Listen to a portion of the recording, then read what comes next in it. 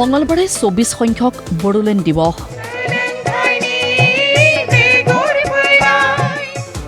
বিটিআৰৰ কেওখন জিলাতে পালন দিৱসৰ কাৰ্যসূচী। কোকৰাঝাৰৰ অনুষ্ঠানত উপস্থিত মুখ্যমন্ত্ৰী হিমন্ত বিশ্ব শৰ্মা। মঙলবাৰে পালন কৰা হ'ল ২৪ সংখ্যক বড়োলেণ্ড দিৱস অথবা BTC চুক্তি দিৱস। বিটিআৰৰ আটাইকেইখন জিলাতেই উলাহ উদ্দীপনাৰে পালন কৰা হয় এই দিৱসৰ কাৰ্যসূচী। কোকৰাঝাৰৰ দেৱৰ গাঁৱত শ্বহীদ বেদীত শ্বহীদসকললৈ শ্ৰদ্ধাঞ্জলি জনাই BTC প্ৰধান হাগ্ৰামা মহিলাৰীয়ে। বডোফা নগৰৰ BTC সচিবালয় প্ৰাংগণত থকা বডোফা উপেন্দ্ৰনাথ ব্ৰহ্মৰ প্ৰতিমূৰ্তিটো পুষ্পাঞ্জলি অৰ্পণেৰে জনোৱা হয় শ্ৰদ্ধাঞ্জলি। ইয়াৰ পিছত কোকৰাঝাৰৰ গ্ৰীণফিল্ডত আয়োজিত দিৱসৰ মূল অনুষ্ঠানত মুখ্য অতিথিৰূপে অংশগ্ৰহণ কৰে মুখ্যমন্ত্ৰী হিমন্ত বিশ্ব শৰ্মাই। ইয়াতেই BTC চুক্তি সূচনাৰ পৰা বৰ্তমানলৈ সামৰি দিয়া নিজৰ ভাষণত কেইবাটাও ঘোষণা কৰে মুখ্যমন্ত্ৰীয়ে। তেওঁ কয়, ২০০৩ চনৰ ১০ ফেব্ৰুৱাৰীত তেতিয়াৰ প্ৰধানমন্ত্ৰী অটল বিহাৰী বাজপেয়ীৰ নেতৃত্বত সম্পন্ন হয় BTC চুক্তি।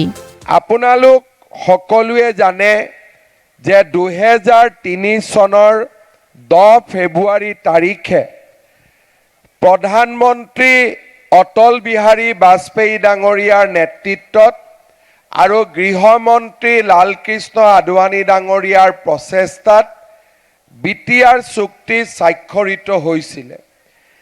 প্ৰথম এই BTC চুক্তিৰ বাবেই বড়োলেণ্ডবাসীয়ে BTC পাইছিলে।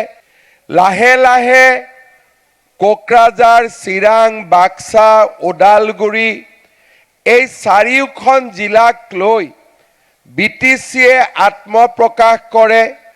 আমাৰ BTC চুক্তি স্বাক্ষৰ কৰাৰ পিছত বড়োলেণ্ডৰ জীৱনলৈ এক বিশাল পৰিৱৰ্তন আহে। পৰৱৰ্তী সময়ত প্ৰধানমন্ত্ৰী নৰেন্দ্ৰ মোদীয়ে আগুৱাই নিয়ে এই পৰিৱৰ্তন। পৰৱৰ্তী সময়ত প্ৰধানমন্ত্ৰী নৰেন্দ্ৰ মোদী ডাঙৰীয়াৰ উদ্যোগত বিটিআৰ চুক্তি স্বাক্ষৰিত হোৱাৰ পিছত এই প্ৰচেষ্টা আৰু বেছি আগবাঢ়ি যায়। তামোলপুৰত নতুন জিলা হয়, কোকৰাঝাৰত মেডিকেল কলেজ সম্পূৰ্ণ হয় আৰু এতিয়া হাগ্ৰামা মহিলাৰী ডাঙৰীয়াই ওদালগুৰিতো বড়োলেণ্ডৰ মিনি ছেক্ৰেটেৰিয়েট আৰু বড়োলেণ্ড বিশ্ববিদ্যালয়ৰ কাম আৰম্ভ কৰিবলৈ সিদ্ধান্ত লৈছে। বিটিআৰ এক নদীপ্ৰধান অঞ্চল, সেয়ে ইয়াৰ ৰাস্তা দলঙৰ বাবে ১,০০০ কোটি টকা ঘোষণা কৰে মুখ্যমন্ত্ৰীয়ে। আজিৰ সভাত হাগ্ৰামা ডাঙৰীয়াই কৈছে যে মিটিঙত যদি ডাঙৰ মানুহ আহে কিবা ভাল কথা কৈ যাব লাগে। মই এটা প্ৰতিশ্ৰুতি আপোনালোকক দিব খোজো যে অহা ২-৩ বছৰত আমি হাগ্ৰামা মহিলাৰী ডাঙৰীয়া আৰু BTC কৰ্তৃপক্ষক আমি নতুন কৰি ১,০০০ কোটি টকা দিম বিটিআৰত দলং আৰু ৰাস্তা বনাবৰ কাৰণে। উদ্যোগ, ব্যৱসায়, বাণিজ্য কৰিব খোজা ১৫,০০০ যুৱক যুৱতীক ২ লাখকৈ টকা দিয়াৰো ঘোষণা মুখ্যমন্ত্ৰীৰ।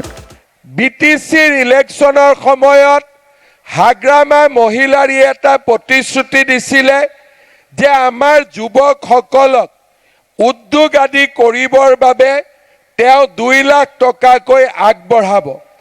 BTCৰ ফাণ্ডৰ পৰা যিমানখিনি কৰিব। মই আজিৰ সভাত এটা কথা ক'ব খুজিছোঁ যে বিটিআৰত উদ্যোগ কৰিবলৈ আগবাঢ়ি অহা, ব্যৱসায় কৰিবলৈ আগবাঢ়ি অহা ১৫,০০০ ল'ৰা ছোৱালীক মই ২ লাখ টকা কৰি সহায় কৰিম। এইবোৰ উন্নয়নমূলক ঘোষণাৰ লগতে চেন্নাইত এটা বড়োলেণ্ড গেষ্ট হাউচ স্থাপনৰ বাবেও আৰ্থিক সাহায্যৰ ঘোষণা কৰে মুখ্যমন্ত্ৰীগৰাকীয়ে। বড়োলেণ্ডত হিন্দু, মুছলমান, বড়ো, ৰাভা, আদিবাসী, ৰাজবংশী সকলো মিলিজুলি থাকিব লাগিব বুলি কৈ মুখ্যমন্ত্ৰীয়ে পুনৰ কয়, এইবাৰ দিল্লীত একেলগে প্ৰদৰ্শন কৰা হ'ব বিহু, বাগুৰুম্বা আৰু ঝুমুৰ নাচ। ইলেকশ্যনৰ পিছত আমি সিদ্ধান্ত লৈছোঁ যে গুৱাহাটীত আমি বিহু লৈ গ'লোঁ, গুৱাহাটীত আমি ঝুমুৰ লৈ গ'লোঁ, গুৱাহাটীত আমি বাগৰুম্বা লৈ গ'লোঁ। এইবাৰ আমি নতুন দিল্লীলৈকে বাগৰুম্বা প্ৰদৰ্শনৰ কাৰণে আমি বাগৰুম্বাক লৈ যাম, বিহুক লৈ যাম, ঝুমুৰক লৈ যাম। এইবাৰ আমি ঠিক কৰিছোঁ যে বেলেগে বেলেগে আমি নেদেখুৱাওঁ, আমাৰ গোটেই অসমখনক একেলগ কৰি একেদিনাই আমি বিহু দেখুৱাম, একেদিনাই দিল্লীত আমি ঝুমুৰো দেখুৱাম, একেদিনাই দিল্লীত আমি বাগৰুম্বাও দেখুৱাম, যাতে গোটেই ভাৰতখন অসম অসম হৈ থাকে।